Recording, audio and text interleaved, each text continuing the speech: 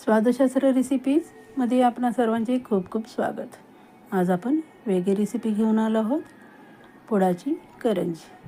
करायला एकदम सोपं, नाही कुटायची झंझट, नाही आपटायची झंझट, जे न कुटता पण कुरकुरीत खारीसारखी आपण पुडाची करंजी करणार आहोत। त्यासाठी आपण रवा मळून घेतला आहे आणि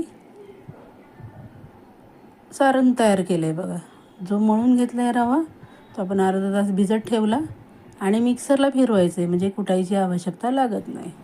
त्यानंतर आपण कॉर्नफ्लॉवरला हे करून घेतले, तेल टाकून मिक्स करून, आणि अशा प्रकारे लाटी लाटून घेतली आहे।